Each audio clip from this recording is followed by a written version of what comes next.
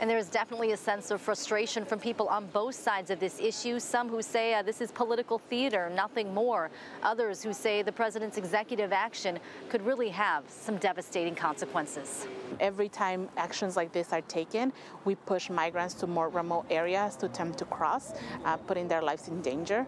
Lilian Serrano is executive director of the Southern Border Communities Coalition. She says President Biden's executive action aimed at slowing down migration at the border won't work. When somebody's life is in danger and they're making the toughest decision of their lives, which is to leave their home and everything they know, announcement by a foreign president is not part of the equation. This morning, Serrano was among the people helping migrants who arrived at the U.S.-Mexico border. American Friends Service Committee was there too. We had a group of about 25 to 30 people.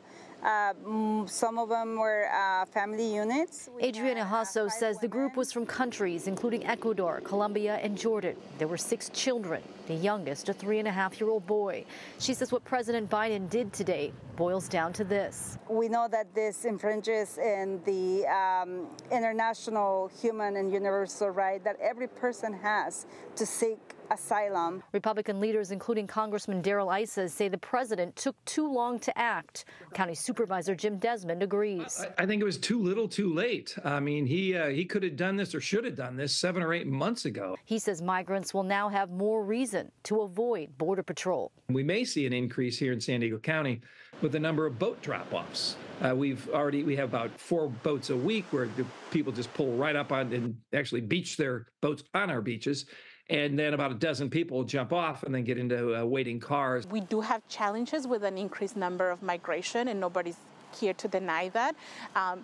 But we're not doing the right investments. We're not increasing capacity of our port of entry, which the port of entry is the safest path for migrants and for our own border agents to process asylum seekers. And Hasso and Serrano say the president's action today isn't going to change what they do out here on a daily basis. They have tents filled with supplies for migrants. They say they're going to continue helping as many people as they can.